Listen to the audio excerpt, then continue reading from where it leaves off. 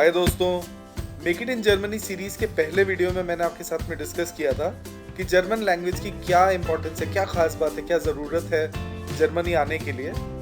मैं आज एक सप्लीमेंट वीडियो बना रहा हूँ। मैंने खुद ने जो प्रॉब्लम्स फेस की थी या प्रॉब्लम जो मैंने गलतियाँ करी थी लैंग्वेज सीखते वक्त, मैं चाहता हूँ कि वो गलतियाँ आपसे ना हो।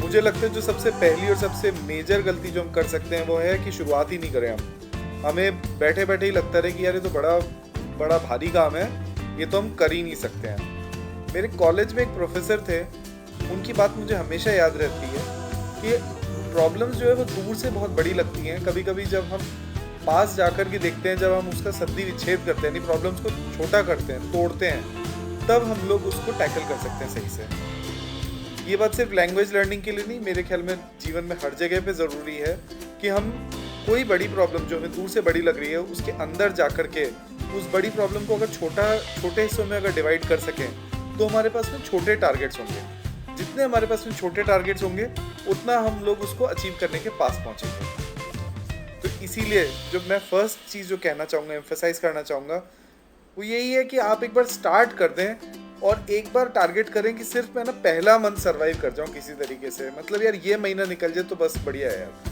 फिर उस महीने के एंड पे आप यही सोचिए कि ठीक है, एक पहला महीना निकल गया, छोटा सा सेलिब्रेशन किया मैंने, और फिर मैं दूसरे महीने के लिए लग गया, and so on and so fourth. आपका जो टास्क है वो ईजी और ईजियर होता जाएगा। कोई भी काम जो शुरुआत होती है सिर्फ उसमें बहुत ज़्यादा डिफिकल्ट होता है, उसके बाद में जैसे जैसे आप आगे बढ़ते जाएंगे वैसे वैसे वो काम जो है वो सिंपलर होता जाएगा। एक गलती जो मैंने भी करी है और मैंने कई और अपने साथियों को करते हुए देखा है वो ये है कि हम लोग लैंग्वेज के अगेंस्ट में एक प्राइस टैग लगा देते हैं। यानी ये कितना महंगा होगा मेरे लिए ये सौदा कि मैं जर्मन सीख रहा हूँ या मैं फ्रेंच सीख रहा हूँ, अगर मेरे को B1 लेवल सीखना है तो भाई मेरे 50,000 रुपये लग जाएंगे या 40,000 रुपये लग जाएंगे। और इसके अगेंस्ट में मुझे मिलेगा क्या? तो मेरी जॉब में तो मुझे कुछ ज़्यादा नहीं मिलेगा इसके अगेंस्ट में, वगैरह वगैरह। आपको लैंग्वेज की स्किल में जब तक एक पर्टिकुलर लेवल नहीं आ जाती है, जब तक आप एक पर्टिकुलर दक्षता नहीं आप हासिल कर लेते हैं, तब तक आपको लैंग्वेज की स्किल पैसा नहीं देना शुरू करेगी, लेकिन उसके बाद में वो पैसा देगी।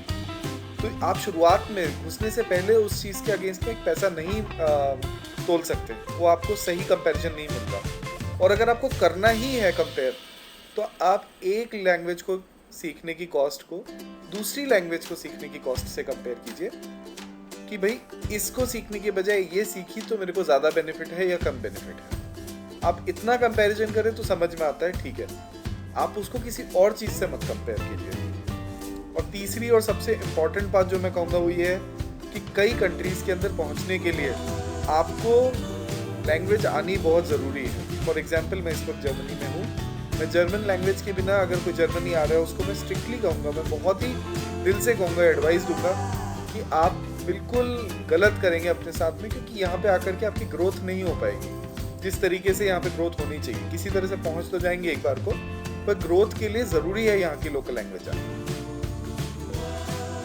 एक कॉमन गलती जो हम में से बहुत से लोग करते हैं वो ये है कि हम लोग अपने ब्रेन को ट्रेन नहीं करते हैं सही तरीके से, सही डायरेक्शन में इस्तेमाल करने के लिए। फॉर एग्जाम्पल, हम लोग गूगल ट्रांसलेट जैसी एप्लीकेशंस यूज़ करते हैं डिक्शनरी या फिर dict.cc जैसी ऐप्स को यूज़ करने के बजाय।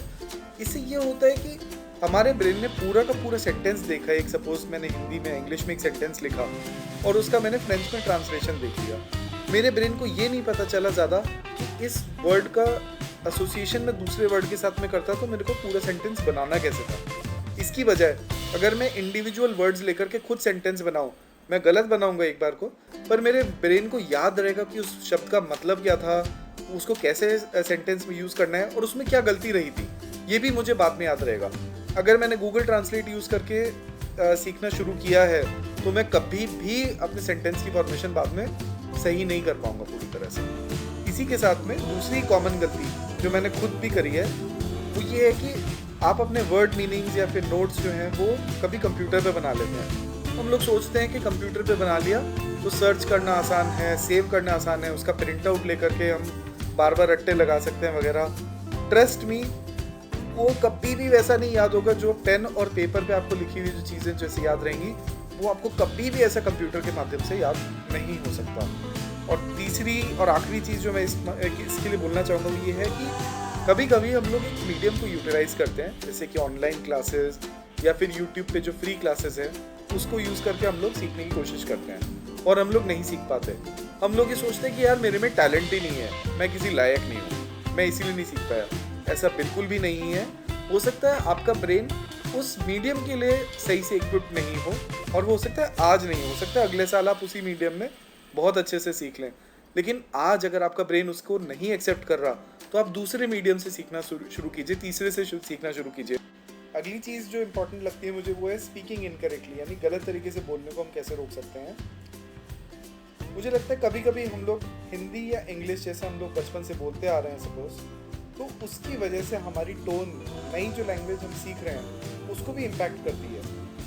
ये बहुत ही कॉमन प्रॉब्लम है, पर हम लोगों को हमेशा ये बात ध्यान रखनी चाहिए कि जो लैंग्वेज हम सीख रहे हैं उसकी टोन हमारी जो ऑलरेडी नोन लैंग्वेज है उससे अलग होगी।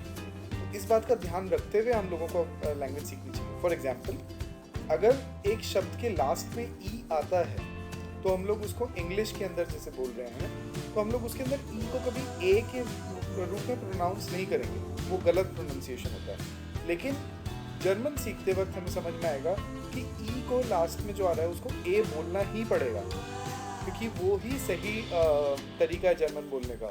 तो कान को एकदम से सुनने में ख़राब लगता है कि यार शायद मैं गलत बोल रहा हूँ, लेकिन वो एक्चुअली गलत नहीं होता। इसके अलावा एक जो गलती मैंने करी है वो है कि मैं अपनी प्रिय सीरीज़ जो कि फ्रेंड्स है इंग्लिश की सीरीज़, उसको मैं दूसरी लैंग्वेज में देखने की कोशिश कर रहा था। तो मैं जब देख रहा था और जब मुझे थोड़ी बहुत आ चुकी थी उसके बाद की बात है, तो मैं देख रहा था, सुन रहा था और साथ में मैं कैप्शंस भी ऑन कर रखे थे। मैंने नोटिस किया कि कैप्शंस में जो वो चीज़ें लिख रहे हैं और जो वो बोल रहे हैं उसमें थोड़ा थोड़ा फ़र्क था, और कुछ चीज़ें ऐसी थी जो प्रचलित भाषा में बोली नहीं जाती, बट क्योंकि इन्होंने इंग्लिश से जर्मन में ट्रांसलेट कर दिया था तो मैंने वो चीज़ें पकड़नी शुरू कर दी थी, क्योंकि यहाँ पे गलत तरीका है बोलने का। कभी कभी आप ऐसे गलत स्लैंग्स पकड़ लेंगे जो आपको लगेगा कि कॉमन है, ये तरीका है बात करने का, जो किसी को बहुत ही डिसग्रेसफुल लगे या फिर है ना आपको खुद ही अशेम्ड फील हो, बाद में आपको है ना शर्म महसूस हो कि यार मैंने गलत कुछ बोल दिया। इसकी बजाय अवॉइड करें, आप वहाँ के लोकल प्रोग्राम्स देखें, वहाँ के लोकल कल्चर, वहाँ के लोकल टेस्ट के हिसाब से वो लोगों ने बोला होगा वहाँ पे, वो आपको बिल्कुल सही चीज़ें पकड़ने आएंगी उससे। और जो सबसे बड़ी गलती हम कर सकते हैं स्पीकिंग इनकरेक्टली के अंदर, वो है कि हम लोग सिर्फ बोलने के अलावा, यानी कि हम लोग सिर्फ लिखने की और पढ़ने की प्रैक्टिस करते रहें, हम बोलने की और लिसनिंग की प्रैक्टिस ही नहीं करें। देखिए, लिसनिंग और स्पीकिंग ये दोनों साथ साथ में चलेंगे। यदि हम बोलना नहीं सीखेंगे तो हम सुन भी नहीं पाएंगे पूरा प्रॉपरली। जब तक आप बोलेंगे नहीं तब तक आपकी हिचक नहीं खुलेगी लैंग्वेज की, और तब तक आप आगे नहीं बढ़ पाएंगे। तो ये दोनों चीज़ें साथ साथ में चलेंगी। प्लीज़ बोलना शुरू कीजिए, कच्चा पक्का जैसे भी, बहुत ज़रूरी है। लास्ट में मैं एंड करना चाहूँगा कुछ 2-3 नॉर्मल बातें बोल करके, जो लैंग्वेज लर्निंग या किसी और चीज़ कहीं जगह पे वैलिड है। आप अपने गोल्स को प्लीज़ पेन और पेपर पे लिखिए और उसकी प्रोग्रेस देखिए, मंथली बाय मंथली, जब भी आपको ठीक लगे। जैसे जैसे आप अपने गोल्स को आगे बढ़ते हुए देखेंगे वैसे वैसे आपका कॉन्फिडेंस आगे बढ़ेगा। ये एक रामबाण है चीज़ जो आगे बढ़ने में आपके काम आएगी। दूसरी एक चीज़ है कि लैंग्वेज लर्निंग जो है वो एक स्प्रिंट की तरह से उसको लीजिए, मैराथन नहीं। यानी कि आपको 100 मीटर या 200 मीटर की रेस नहीं है जिसमें आपको जल्दी से भाग लेना है। ये एक मैराथन है। वो जो कछुए और खरगोश वाली कहानी, वो बिल्कुल एप्ट है लैंग्वेज लर्निंग के लिए, कि आपकी जो एक ग्रेट स्टार्ट जैसे कि खरगोश ने ली थी वो आपको नहीं जितवाएगी, बट कंसिस्टेंसी जैसे कि कछुए की थी वही आपको लेकर के जाएगी। और लास्ट में बिल्कुल मैं ये कहना चाहूँगा कि कुछ भी जो बड़ी चीज़ होती है वो जल्दी नहीं मिलती है। तो आप अपनी छोटी छोटी सक्सेस जो है उसको सेलिब्रेट कीजिए, आपकी प्रोग्रेस को, ताकि आप ये जो जर्नी है अपनी उसको खूबसूरत बना सकें, आपके अंदर एक एंथुजियाज्म बना रहे लैंग्वेज को लर्न करने के लिए, और आप आगे बढ़ते रहें। यदि आपको मेरे इस वीडियो के अंदर कुछ अच्छा लगा हो तो प्लीज़ इस वीडियो को लाइक कीजिएगा। मैं इस तरह का कंटेंट डालता रहता हूँ, तो यदि आपको इस तरह के कंटेंट पे इंटरेस्ट हो, यदि आपके लिए एप्लीकेबल हो, तो प्लीज़ मेरे चैनल को सब्सक्राइब कीजिए। आपकी कोई कमेंट्स हो तो प्लीज़ कमेंट बॉक्स के थ्रू मुझसे कम्युनिकेट कीजिए। Thank you so much, bye.